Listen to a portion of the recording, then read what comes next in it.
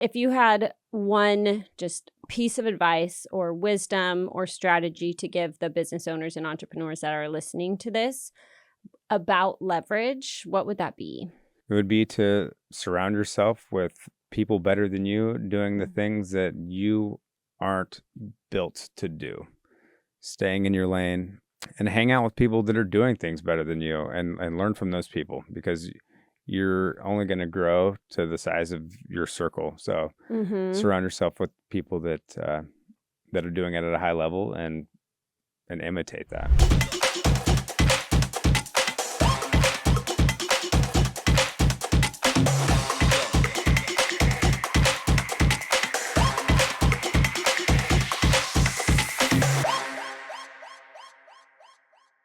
Hi, this is Jordan Hill with Dirt to Sky Business Podcast. And I want to thank Collier Law for sponsoring this episode. And we are looking for one more long-term sponsorship. So if you are interested in sponsoring Dirt to Sky long-term, give us a call.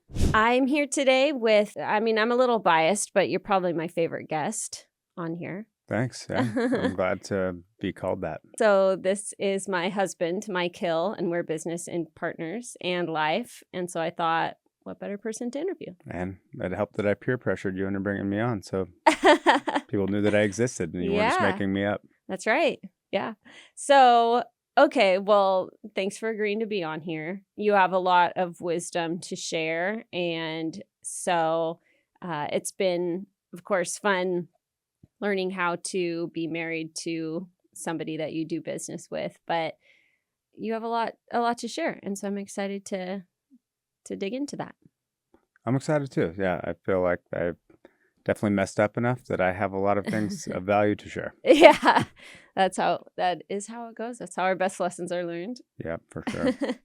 All right. Well, tell me a little bit about, yourself, your journey, however far back you want to go, kind of leading to where you are now. Well, yeah, I'm Mike Hill, and I have been in the real estate industry for coming up on 6 years now, but I wasn't always in real estate.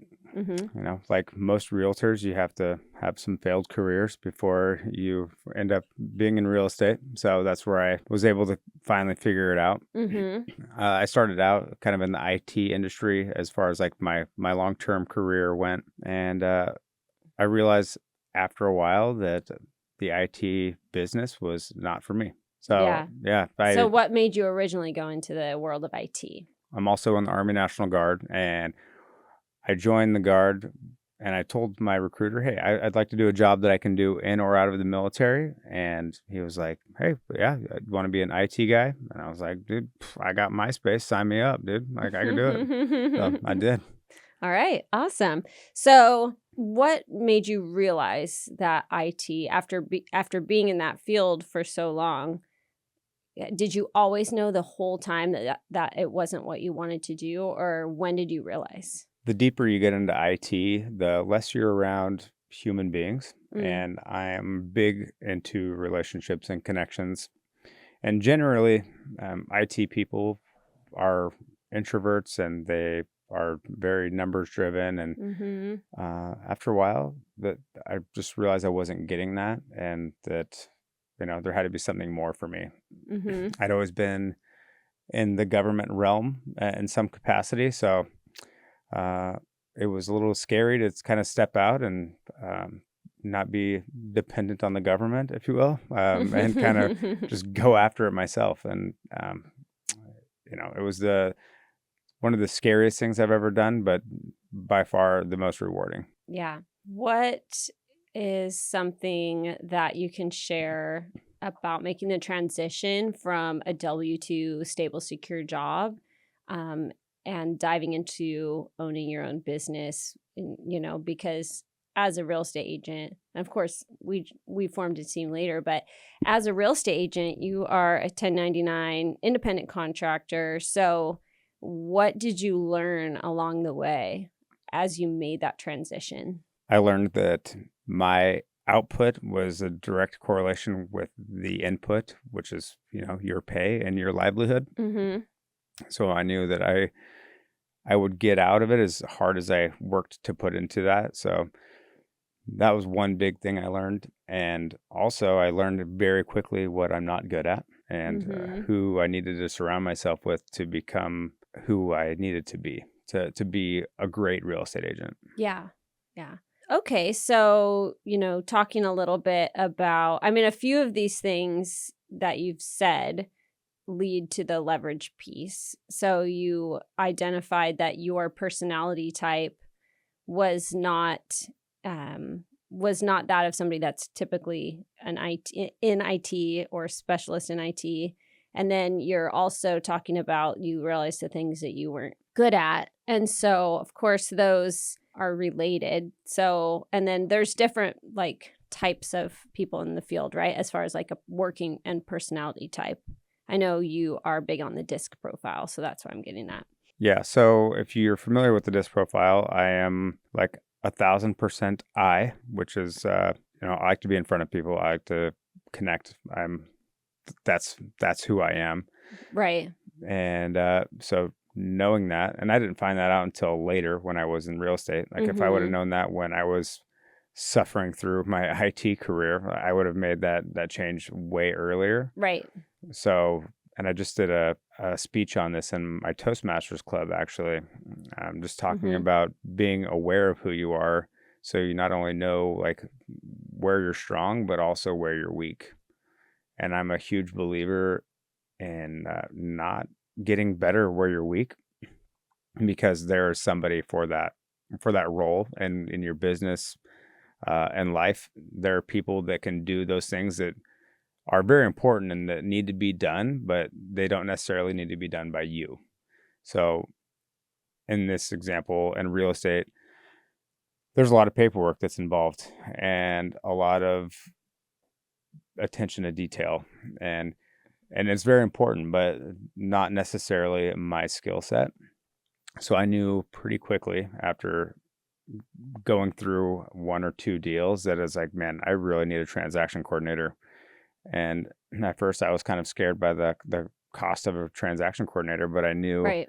that they were going to be well worth their weight in gold as far as like being able to help me scale and do the type of production that I wanted to do. I knew I couldn't do it myself, and I knew I wasn't going to do a better job than somebody that does it professionally. So that's like the first piece of leverage that I started experiencing in the real estate industry. Mm-hmm. Yeah. What do you think is the root when you see people not kind of digging their heels in and not wanting to leverage out something to somebody else? Like, what are some of the reasons that people do that? I think it's a fear or a scarcity based mindset. I think people way underestimate the resources that are available, whether that's monetarily or just the people that it would be willing to help you.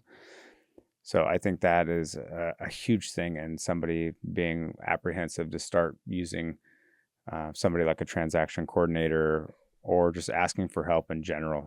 I think people fear maybe the cost of something, or Mm-hmm. maybe even looking weak, like having to rely on somebody else when you're like have been so independent, right? And like so just like humbling yourself enough to know that like I can't do it all. I need help. And there are Mm-hmm. people that like literally do the things that you need help with. Mm-hmm. What are some of the other tools or people that you leverage in your business? Well, I leverage you. We help each other. Yeah. It's it likewise. Yeah. So, after you're in any business for a while, you start understanding what your dollar per hour cost is, right? And how much your time is worth. And then you start to do the math and figure out what jobs that are absolutely required in what you're doing, but maybe not the best use of your time.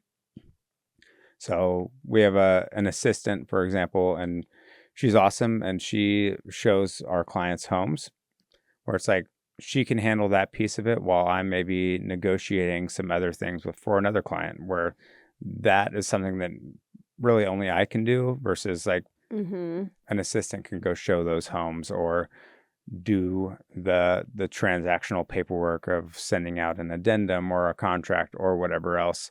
Yeah. Yeah. Yeah. I know you mentioned like you're doing the roles that only you can do. and she's doing something very well, but it's something that you can train. It's not anybody, but but for figure of speech, you can train anybody to do that. And and I know we've talked about the restaurant analogy. Do you remember that? I do remember that. Yeah. Do you want to share what that is? Yeah. So if you go to any high-end restaurant, you know that the chef is going to make an awesome meal, but they're not also going to be able to seat you and serve you and do all of the other things that are absolutely necessary in a dining experience. But the chef's not going to be the best one that's going to do every single one of those tasks 100% amazing, right? It's like they have to be good at the one thing that they're good at that drew you to the restaurant in the first place, and Right. that's the food. Because how good would it be if they're also bussing and serving and seating? The food would not be as good. And they could probably do that, but also it's not Mhm. going to give you the experience that you deserve when you come and you're being a part of that experience. Right. So yeah. So in this situation, like I can't be the chef and the server and everybody else. I have to be the chef. Mm-hmm. And that's where my time is best spent. Right. How do you relate to clients that you're not passing them off for different parts of the transaction? How do you explain that to them so that they don't wonder why you are not handling all of it? I would use the analogy that we just talked about. Like Mm-hmm. I am not fit to be doing some of the jobs, and I'm not the best one to do it either. It's like I'm not better than any position. I am made for the position that I'm in, and there are other people that do the things that they do way better than I could do them. Mm-hmm. And that's why we have a team. It's just like every team's not gonna have a team full of Michael Jordans, right? Everybody has a role. Like Steve Kerr for the Bulls, he was their shooter. Like Mm-hmm. Jordan was the guy. Dennis Rodman was the rebounder, right? Everybody has their role on a team, and I mean, I'm not trying to Right. get cocky, but I'm the Michael Jordan of the situation. But no, you are. But well, you're the Michael, I'm the Jordan. So yeah, together we're Michael Jordan. True. Boom.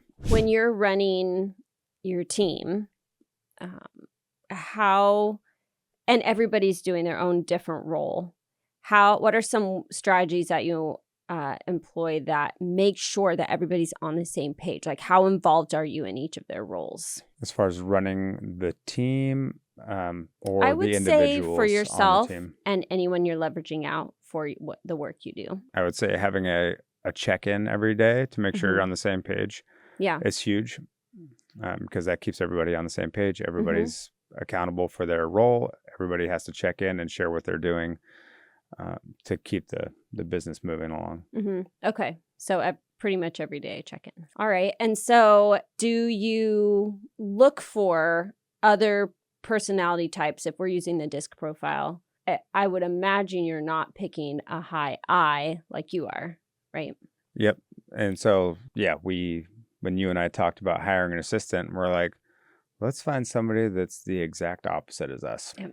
Let's find somebody that really loves paperwork and Details. all of the details. So, and it's funny because we interviewed our assistant and we didn't have her take the DISC profile, but we knew after we interviewed her what she was. And Yeah. we just recently did the DISC profile with our team, and she took it, and she was 100% what we thought she was. And yeah, so after a while, you just kind of understand who is what personality type and where they fit best. Mm-hmm. Because at the end of the day, you want to maximize everybody on your team and have them reach the potential that they were made for, not fit them in some sort of mold that they weren't built for. Mm-hmm. And I think going through my IT career, I think that was what was happening with me and why I felt maybe even I wasn't as successful as I could be, because I was only shown one way to be. And that's what I thought that I was supposed to be, until I learned that there was more to life. Right. What's one of the biggest moments of growth or transformation in yourself as just a person in this process? Man, it's kind of counterintuitive, but I think I've gotten less ego the Mhm. more that I've grown because I had to set that aside. Yeah. I know I've failed a lot, but I've learned a lot too. I've taken those times and I've asked myself, what could I have done differently? I there was a time in my life when I would feel sorry for myself and like, why is this happening? But really, it just came down to asking myself better questions when times got hard and when I failed. Um, you know, I just allowed myself to be vulnerable and asked, maybe somebody that was involved in the situation, like, what could I have done better to improve? And Mhm. it's not out of pity, but it's just out of growth. Like I have to become better, and like the people that contribute to the fact that maybe I didn't win this time, like they're going to be the ones that are going to give me the best feedback on how I can get better. Mhm. So Yeah, you recently had a moment with somebody where when you had what would be considered a failure almost 6 years ago, you did ask that question, what could I have done better? Do you want to share that story? It is a very cool story. yeah, so 6 years ago when I got licensed, I was a really eager agent, just trying Mhm. to close every deal I could, and so I reached out to somebody that was trying to sell their home by themselves, which is a for sale by owner. And I was just like, hey, I just want to bring you value. I want to, I'd love to check out your house and maybe share it with any clients that I may run across. And, obviously I was hoping that they would eventually list their home with me. Right. So we can fast forward to their pain point of like, hey, we can't sell this house on our own. We'd like to interview you and somebody else. Mhm. So I said, okay, cool. Um, I'd love to do that. And so they interviewed me and they interviewed another guy that had been doing it for a long time. And they decided to work with that other guy. And so I went to them after they'd let me know that. And I said, hey, like, why did you choose that agent? Like, what did he do or say that maybe I didn't? Mhm. And they understood that I was newer, just to preface this. And they said, well, like and then one of the questions I had was like, was his commission lower than what I offered? Because like Right. I was willing to do it for X amount. Mhm. They're like, actually, no, he's charging us more, but he was more confident in himself and he didn't discount himself. And he used the whole line of, if this guy's willing to discount his commission for himself, like how's he going to negotiate for you? Right. It's a line as old as time, but Yep. so I was like, okay, cool, and I appreciated their honesty with me because that was very humbling. I learned a lot, and I've since closed hundreds of deals since then because of that one perceived failure. Mhm. I was able to use that and learn a lot from it, and not Right? only for me, but exponentially help my team too, because Mhm. I'm able to share that with my team because a lot of the team members are newer and they feel discouraged from time to time. And I was like, I was just there, like it feels like yesterday, Mhm. having that conversation. And it's funny now, fast forward 6 years, that person that sold their house with that guy and they moved away to Eastern Oregon, they just reached out to me yesterday and said, Mike, we're moving back to Salem. We would actually like to work with you. And Mhm. it's like, dude, crazy. Love that. Yeah. Yeah. That's so awesome. Yeah. It wasn't a failure, even though it felt like it in the moment, but you also didn't just let it happen. You went out of your way, put your pride aside, and said, what could I have done better? And you learned from it. Exactly. Yeah. Yeah. Yeah. You just gotta no ego, just have no self-esteem or self-worth. I'm just kidding. Mhm. No, you have all those things. Have those, yeah. But yeah, just don't take things personally. Yeah. It's never personal. If you want to grow, you can't think like that. You have Mhm. to reframe scenarios in your life to empower you and give them strength so you can get better. If you had one just piece of advice or wisdom or strategy to give the business owners and entrepreneurs that are listening to this about leverage, what would that be? It would be to surround yourself with people better than you doing the Mm. things that you aren't built to do. Staying in your lane, and hang out with people that are doing things better than you, and learn from those people, because you're only going to grow to the size of your circle. So Mm-hmm. surround yourself with people that are doing it at a high level, and imitate that, Mm-hmm. Yeah. And then what about for the leverage piece, leveraging others? Yeah, I would say find those people that have those skill sets that you need, Mm-hmm. and bring them alongside you, and ultimately have them buy into your big dream. Your dream should be so big that the people inside should be able to feel like they're contributing to that, and it's part of their mission as well. Mm-hmm. Yeah. All right. Awesome. Well, thank you so much for being here and sharing a little bit about your story. Yeah, thanks for being married to me. Yeah, of course. So, Anytime. man, we talked about it. I don't like to mix work and pleasure. So. All right. Well, thanks again. And where can people find you if they want to follow you or talk to you? My address? I'm just kidding. You can find me on Instagram at Mike Hill Real Estate. And you can find me on Facebook, Mike Hill. There's probably like thousands of us out there, but I'm the one that's me. So very helpful. Yeah. All right. Awesome. Well, everybody give him a follow. And thank you again, Collier Law, for sponsoring this episode. And we'll see you next time.